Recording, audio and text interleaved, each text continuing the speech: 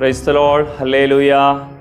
ഈശോയിൽ ഏറ്റവും സ്നേഹമുള്ളവരെ, പന്തക്കുസ്ത തിരുനാളിൻ്റെ ഒരുക്കത്തിൻ്റെ 5-ാമത്തെ ദിവസമാണിത്.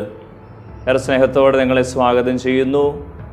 ഈ നവനാൾ പ്രാർത്ഥനാ ദിനത്തിൽ കർത്താവ് നമുക്ക് തരുന്ന ദൈവവചനം കൊരിന്തോസുകാർക്ക് എഴുതിയ 1-ാം ലേഖനം 14-ാം അധ്യായം 1-ാമത്തെ വചനം.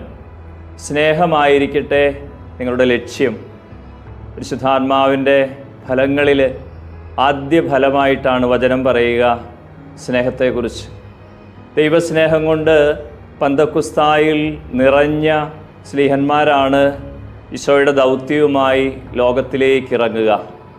ആരെല്ലാം കർത്താവിൻ്റെ ഈ അഭിഷേക ആത്മാവിനെ സ്വീകരിക്കുന്നുണ്ടോ അവരിലെല്ലാം ആദ്യമായി സംഭവിക്കുക ഈ ദൈവസ്നേഹത്തിൻ്റെ നിറവാണ്. പ്രിയമുള്ളവരെ, നമുക്ക് ആഗ്രഹിക്കാം, നമുക്കും പ്രാർത്ഥിക്കാം ദൈവസ്നേഹം കൊണ്ട് നിറയാനുള്ള കൃപ. കൊരിന്തോസുകാർക്ക് എഴുതിയ 2-ാം ലേഖനം 5-ാം അധ്യായത്തിൻ്റെ 14-ാമത്തെ വചനം പറയും, യേശുക്രിസ്തുവിനോടുള്ള സ്നേഹം എന്നെ നിർബന്ധിക്കുന്നു.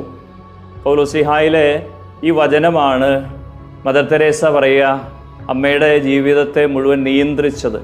തൻ്റെ പരസ്നേഹ പ്രവൃത്തികൾക്കൊക്കെ ആധാരമായി തീർന്നത് ഈ ദൈവവചനമാണ്. യേശുക്രിസ്തുവിനോടുള്ള സ്നേഹം എന്നെ ഉത്തേജിപ്പിക്കുന്നു, എന്നെ നിർബന്ധിക്കുന്നു. പ്രിയമുള്ളവരെ, പരിശുദ്ധാത്മാവ് നിറയുമ്പോൾ നമ്മളിൽ ഓരോരുത്തരിലും സംഭവിക്കുക ഇതാണ്, പരസ്നേഹത്തിലേക്ക് നമ്മൾ വ്യാപൃതരാകും. 1 യോഹന്നാൻ 4:20 ആരെങ്കിലും ദൈവത്തെ സ്നേഹിക്കുന്നു എന്ന് പറയുകയും സഹോദരനെ ദ്വേഷിക്കുകയും ചെയ്യുന്നുവെങ്കിൽ അവൻ കള്ളം പറയുന്നു.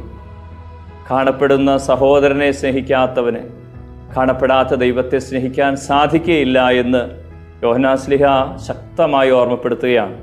കാരണം ദൈവസ്നേഹം നിറഞ്ഞ മനുഷ്യന് പരസ്നേഹം കൂടാതെ മുന്നോട്ട് പോവാൻ കഴിയുകയില്ല. എൻ്റെ ഈ എളിയവരിൽ ഒരുവന് നിങ്ങളിത് ചെയ്തു കൊടുത്തപ്പോൾ എനിക്ക് തന്നെയാണ് ചെയ്തത്. മത്തായി 25:40 വചനം വിശുദ്ധാത്മാക്കളെ അവരുടെ ആത്മീയ ശുശ്രൂഷകൾക്ക് പരസ്നേഹ പ്രവൃത്തികൾക്കൊക്കെ കാരണമാക്കി തീർത്തൊരു വചനമാണ്. നമുക്ക് പ്രാർത്ഥിക്കാം. സ്നേഹമുള്ളവരെ, പരിശുദ്ധാത്മാവിൻ്റെ നിറവ് എന്നതിൽ നാം ആഗ്രഹിക്കേണ്ടത് ഇത് തന്നെയാണ്. ദൈവസ്നേഹം കൊണ്ട് നമ്മൾ നിറയട്ടെ. നമ്മുടെ ഹൃദയവും നമ്മുടെ അധരവും നമ്മുടെ പഞ്ചേന്ദ്രിയങ്ങളും ഒക്കെ സ്നേഹം നിറയുമ്പോൾ, ദൈവസ്നേഹം നിറയുമ്പോൾ പിന്നെ അപരനെ സ്നേഹിക്കാൻ നമുക്ക് മറ്റ് കാരണങ്ങൾ വേണ്ട. എന്നിലെ നന്മയാണ് മറ്റുള്ളവനെ സ്നേഹിക്കാനുള്ള കാരണം.